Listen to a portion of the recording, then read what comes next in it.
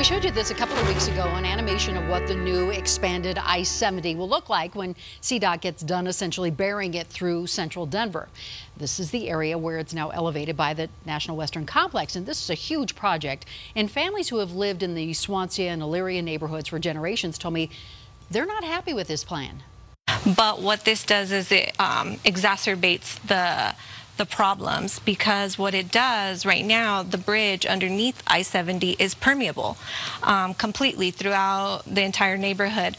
What it would do when they drop it below the water table is it would create a scenario where you have to drive different amounts to be able to cross over to the other side. And that for us is a challenge, because we have an elementary school on one side and the middle and high school on the other side. And so this is an area where community has to constantly flow back and forth through, and 5 to 7 years of construction is going to make it a challenge, and then afterwards it's not a solution that we're looking forward to. Well, that was 3 weeks ago on the show. Today we're hearing from CDOT about why this path, and here is Nicole Brady. We're joined today by CDOT's Rebecca White. Thanks for being here, Rebecca. My pleasure. And you're part of the team that's overseeing improvements to that central I-70 corridor that a lot of people have been talking about, a bit controversial with residents in the Globeville and Elyria Swansea neighborhood, talking about how this will divide their neighborhood by coming right through, and with the plans for some of that below grade work on I-70. So you're saying that's not the case? Well, the highway's there today. So the viaduct was built in 1964. And the segment CDOT's trying to address actually is 10 miles long. So we've got, you know, the backbone of Colorado really from Chambers Road out to Brighton Boulevard. And so we're trying to adjust the mobility and the infrastructure along that entire stretch. But the viaduct is a big part of it. And what we're doing for the community is taking that mammoth structure away, lowering the highway, much like I-25 in the Washington Park area, but placing a 4-acre cover on top to help bring the neighborhood back together. So why do you think there has been this concern from the neighborhood? And have you've obviously listened to a lot of it. You know the people talking about this. What do you think are some of the major points that you guys have been working with them on? Well, this is a big change. You don't see a project of this magnitude in Colorado very often. So with that becomes a lot of attention. And then we've been at this now for 14 years, and really the whole point of this study we've been doing to even reach this point where we can go to construction is to talk to the people most impacted. We've had hundreds of public meetings over this 14 years. We've gone door to door.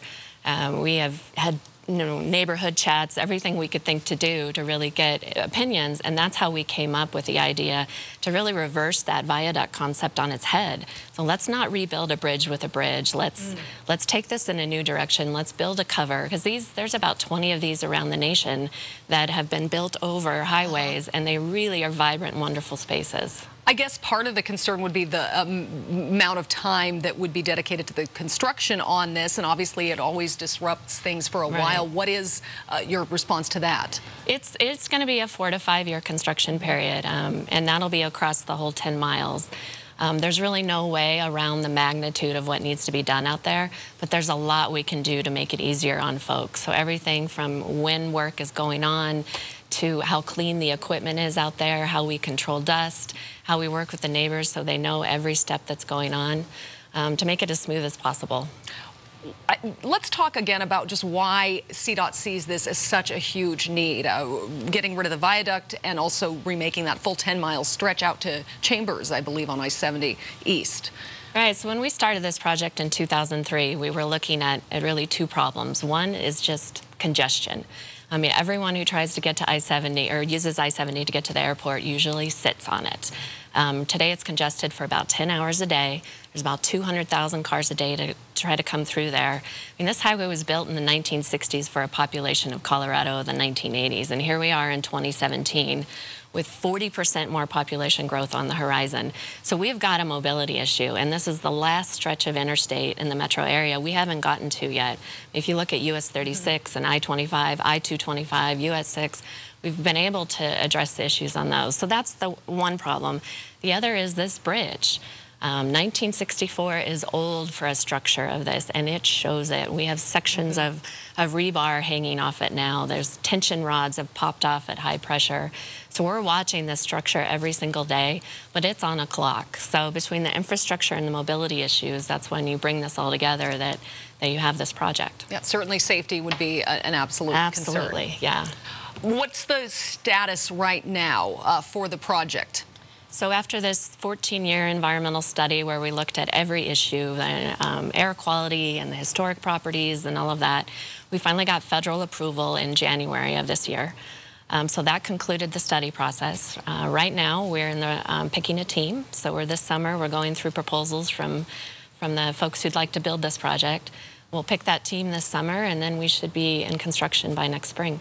That's amazing to see this. I mean, yeah. How long have you been part of this? 6 years, I think. Yeah. And so 14 years and 6 for you. Yeah.